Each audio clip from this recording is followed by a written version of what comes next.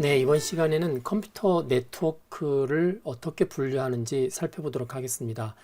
여기에서 다루는 내용은 나중에 여러분들이 데이터 통신과 네트워크라는 전공 교과목에서 아마 3학점 분량으로 구체적으로 배울 예정이기 때문에 주로 용어를 중심으로 해서 개념과 함께 설명을 드리도록 하겠습니다. 자, 네트워크의 종류를 따질 때 토폴로지라는 용어를 가지고 따지는 경우가 있습니다. 여기 토폴로지라고 되어 있죠. 우리나라 말로는 위상이라고 하기도 하고요. 생김새라는 뜻도 가지고 있습니다. 네트워크가 어떠한 구조로 결합되어 있고 배치되어 있느냐 하는 생김새를 가지고 나누는 건데요. 그래서 보시면 이제 뭐 여러 가지가 있지만 대표적인 경우가 이 5가지가 있습니다. 버스 구조, 링 구조, 스타 구조, 트리 구조, 메시 구조. 각각의 구조마다 이제 네트워크의 어떤 생김새를 보여줄 건데 그 생김새를 보고 이 토폴로지 명칭을 정했습니다. 자, 첫 번째가 버스 토폴로지입니다. 밑에 보시겠지만 이 버스가 이렇게 있죠. 공통된 네트워크 케이블이 있고요. 여기에 이제 다른 노드라든지 호스트들이 이렇게 매달려 있는 형태입니다.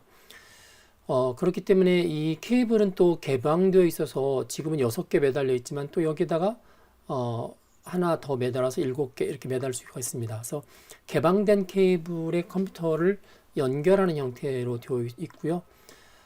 특정 컴퓨터에서 이제 신호를 보내면 이 신호는 이쪽 끝과 이쪽 끝 양쪽으로 전달이 되죠. 양쪽으로 전달이 돼서 이 네트워크에 붙어 있는 다른 노드가 지금 보내고 있는 신호가 본인한테 보내는 건지 이제 주소를 확인해서 그게 본인한테 보내는 거면 본인이 그 데이터를 흡수하게 됩니다. 흡수해서 처리하게 되고요. 만약에 그렇지 않으면 다시 이 네트워크상에 살려두게 되는 거죠. 자, 이런 식으로 해서 버스 토폴로지는 동작을 합니다. 그리고 양쪽 끝에 까만색, 보통은 이제 사각형으로 많이 표시하는데 까만색 터미네이터라는 게 있습니다. 신호가 이쪽으로 갔다가 다시 반송될 수 있죠. 이걸 무한 반복하면 되지 않기 때문에 끝까지 갔을 때 신호를 흡수해버리는 이제 터미네이터라는 것을 버스의 양 끝단에 장착을 하게 됩니다. 자, 두 번째 토폴로지는 링 구조입니다. 앞에서 이제 토큰 링 설명할 때 잠깐 하긴 했었는데 이런 형태로 해서 링 형태로 노드들이 부착이 되어 있습니다. 그래서 이 링 구조를 어떤 컴퓨터가 사용할 거냐 하는 순번을 정할 때 이제 토큰이라는 걸 사용한다고 그랬죠. 토큰 하나가 돌아다니면서 자기 차례가 되면 그 토큰을 흡수합니다. 그래서 이제 데이터에 실어서 보내고요. 자기 차례가 끝나면 다시 토큰을 내놓죠.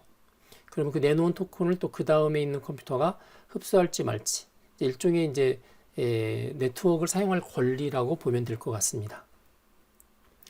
자, 세 번째 토폴로지는 스타 구조입니다. 오른쪽 밑에 보면은 이렇게 별표처럼 나와 있죠.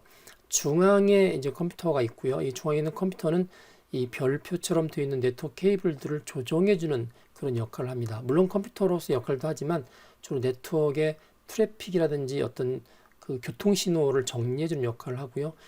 여기에 나머지 컴퓨터들이 매달려 있습니다. 새로운 거 매달리는 거 굉장히 편하죠. 여기 눈에 보시겠지만 금방 단점이 있습니다. 이 가운데 있는 게 죽어버리면 모두가 스톱이 되죠. 이제 그런 장점과 단점을 가지고 있다라고 이해하시면 될 것 같습니다. 자, 그 다음은 이제 트리 구조입니다. 트리라는 게 이렇게 나뭇가지 보시면 뿌리에서부터 위로 가지가 뻗어나오는 것처럼 그 반대로 생각하면 됩니다. 여기가 이제 뿌리 쪽이라고 생각해서 가지가 나오고 또 그 가지에서 가지를 치고 또 가지를 치고 이런 식으로 되어 있죠. 그러다 보니까 이쪽에 버스 구조도 가지고 있죠. 여기 버스 구조도 가지고 있으면서 그러면서 이 부분을 통해서 이렇게 갈라지니까 스타 구조도 가지고 있습니다. 그래서 버스 토폴로지하고 스타 토폴로지가 결합되어 있는 게 트리 토폴로지다 이렇게 이해하시면 될 것 같습니다.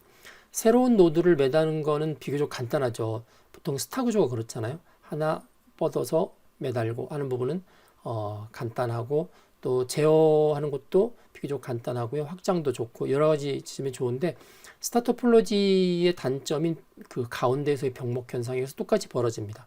어딜까요? 바로 트리들이 모이는 분기되는 지점에 있는 이런 장비들이 고장이 나면 병목 현상이나 아니면 심지어 네트워크 전체가 마비되는 대개는 이제 그 병목 현상이 벌어지는 이하로는 이제 대개는 마비가 되겠죠. 이제 그런 식의 장단점을 가지고 있습니다. 자, 이번엔 메쉬입니다. 메쉬가 일종의 그물 형태인데 지금 6개의 노드들이 서로가 각자 연결되어 있습니다.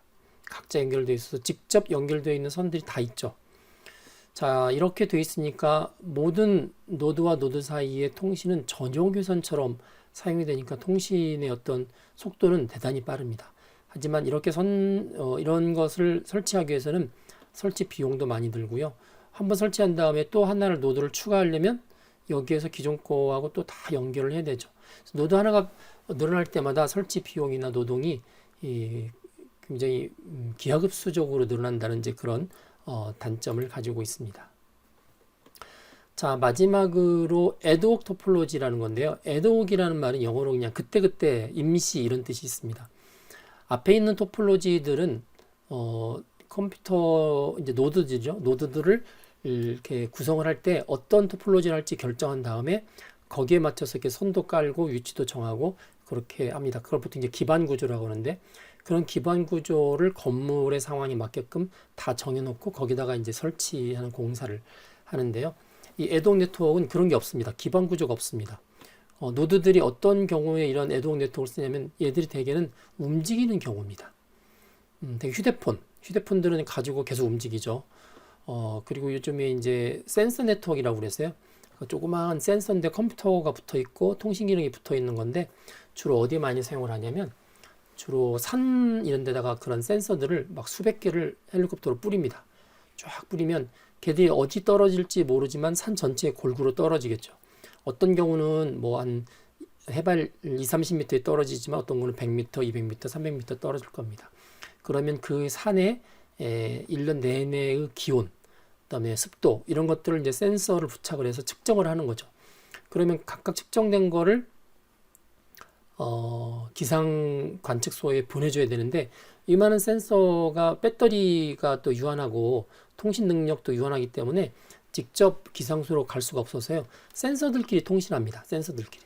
지금 보시면 이게 이제 휴대폰으로 되어 있지만 얘도 센서라고 그러면 이 센서가 그 옆에 있는 센서하고 통신을 합니다. 그렇게 하기 위해서 네트워크 연결이 돼야 되죠.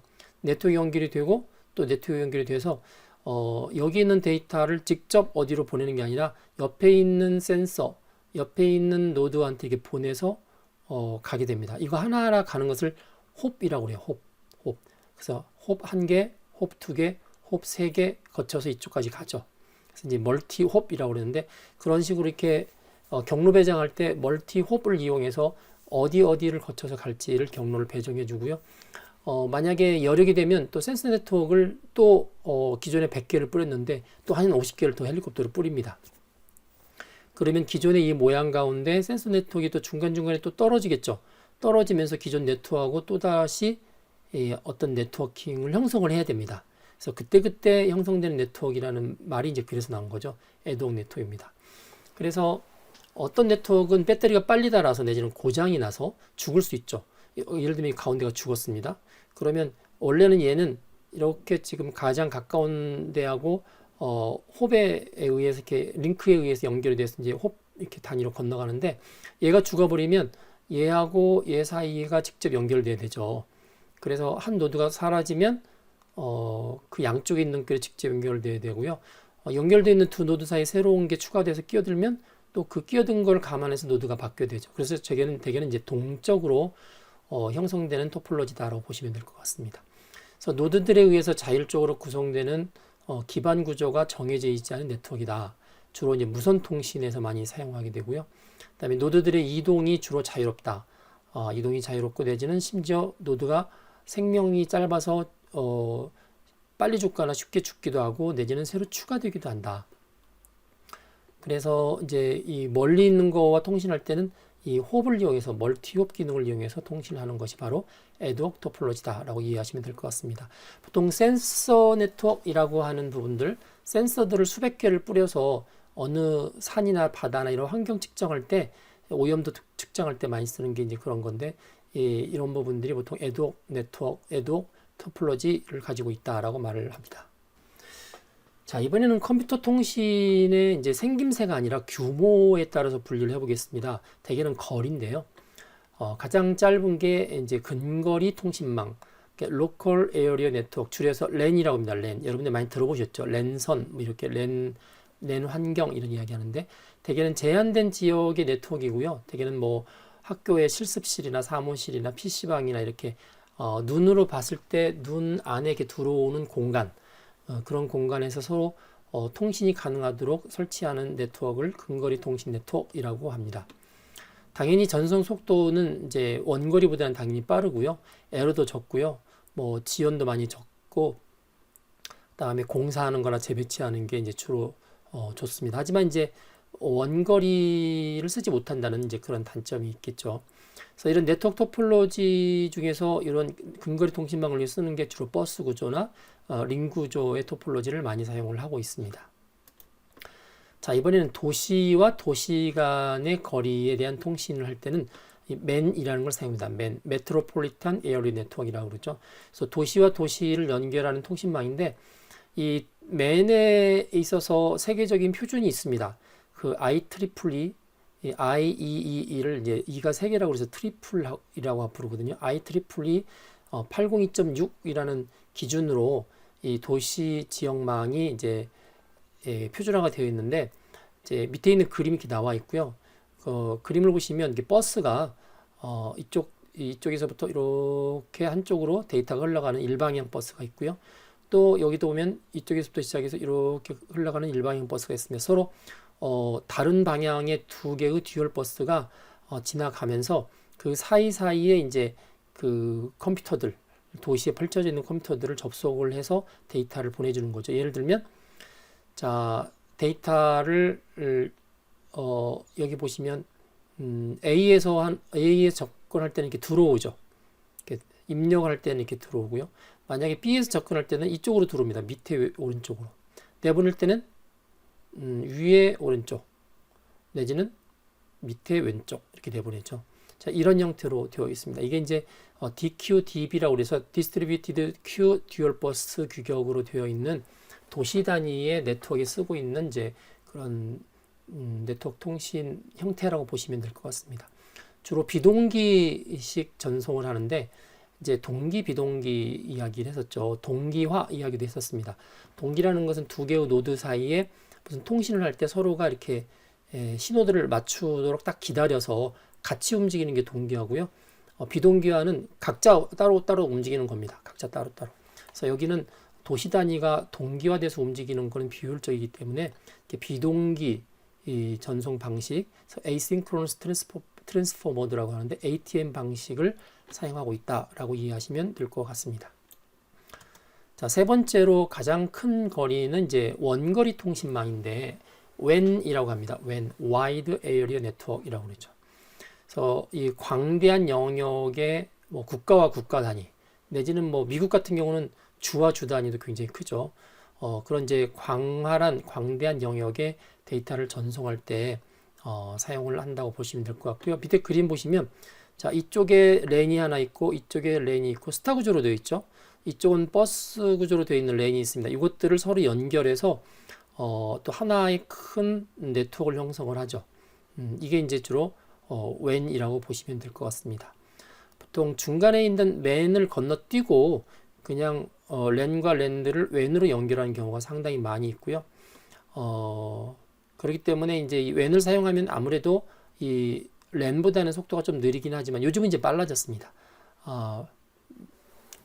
그 상대적으로 이제 느린 거죠. 그렇지만 이제 그 설치하는 거리에는 제한이 없어서 전 세계를 묶는 데 있어서 어떤 특정한 지역을 벗어나는 지역을 묶는 데 있어서 많이 사용하고 있고, 특히 이쪽에 랜하고 이쪽에 랜하고 프로토콜이 다를 경우도 이 WAN 같은 경우가 이 중간에 이런 부분들을 보통 게이트웨이라고 하거든요. 게이트웨이를 통해서 프로토콜 변환을 시켜줍니다. 이쪽에서 쓰는 통신 규약하고 이쪽에서 쓰는 통신 규약이 다르면 변환을 시켜줘서 이렇게 연결해 주는 게 바로 이제 또 WAN에서 일어나는 또 그런 장점 중에 하나다라고 보시면 될 것 같습니다.